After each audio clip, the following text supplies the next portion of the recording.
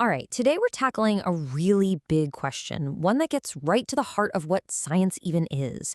And we're going to do it by exploring a fascinating philosophical argument about how we know, well, anything at all. Okay, so let's just dive right in with a statement that's going to sound, well, kind of backwards at first. It's suggesting a one-way street here, that the fundamental stuff of the universe isn't actually controlled by the rules we write down for it. Let's unpack that. Okay, first things first, let's get our terms straight. When we say properties, we're talking about the raw, deep down characteristics of the universe. Things like mass, charge, spin. They just are, whether we're around to measure them or not. You could say they're the bedrock of reality. Now, on the other hand, we have the laws of nature. And these are a totally different beast. Things like the law of gravity or the laws of thermodynamics. These are the models and the math that we humans came up with to describe the patterns we see. They're our best description of how everything seems to work. So here's the crucial point, right? The properties, they're the non-negotiable foundation. The laws, that's the framework we build on top of that foundation. The properties came first. Our laws are our best attempt to make a map of them so we can predict what they'll do next. Now, to really dig into this argument, we're going to need a simple way to organize our thoughts. So let's use a little mental model. We'll call it the two-layer paradigm of reality. It's actually pretty straightforward. In layer one, you've got objective reality. That's the universe as it really truly is, completely independent of us or any other observer. And then in layer two, you've got the subjective perspective.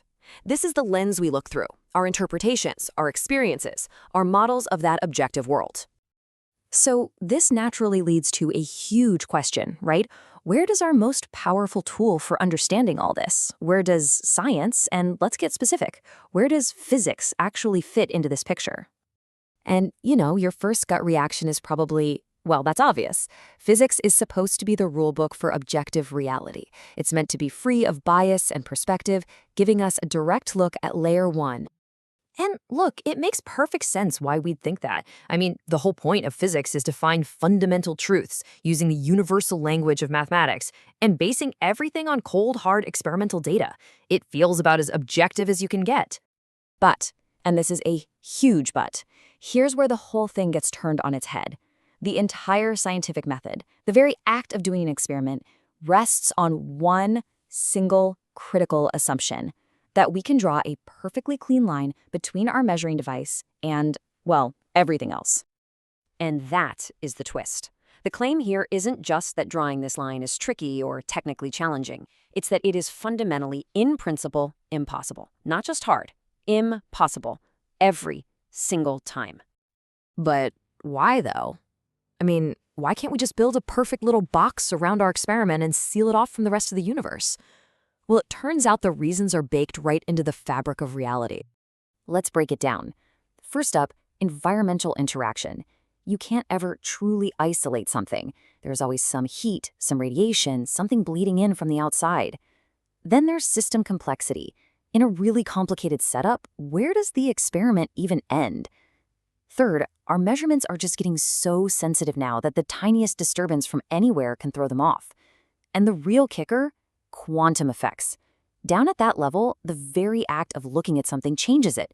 You can't separate the observer from the observed. So, that brings us right back to our two layers. But now, we're looking at them with totally new eyes. Think about it. If every single experiment requires us to choose where to draw an imaginary, impossible line, a choice that is, by definition, a perspective, then what does that say about the scientific method itself? And the conclusion is, honestly, pretty profound. It suggests that the scientific method, because it's built on this act of choosing a perspective, well, it has to belong in layer two, the layer of subjective perspective. So let's pull up that diagram again and see what this looks like. Science actually moves. It shifts over from layer one into layer two. Now, it's super important to understand this. This isn't saying science is broken or just an opinion. It's just reclassifying what it is. And when you stop and think about it, this really does make a lot of sense, doesn't it? Every single step of the scientific method has a human element baked right in. The way we observe things, the creative spark that gives us a hypothesis, the way we interpret messy data, even peer review. It's all happening through the filter of a human perspective. So please, the big takeaway here is not that science is flawed or that you can't trust it. Absolutely not. The idea here is just to frame it a little differently. Science isn't a perfect, clear window into objective reality.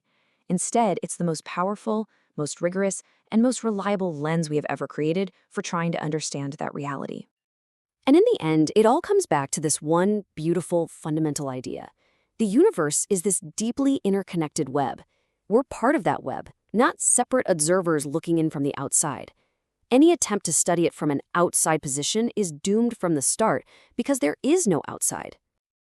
And so that leaves us with one last, big, provocative question for you to chew on.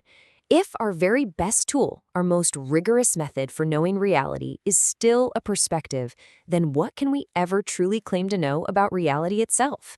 Thanks for joining this explainer.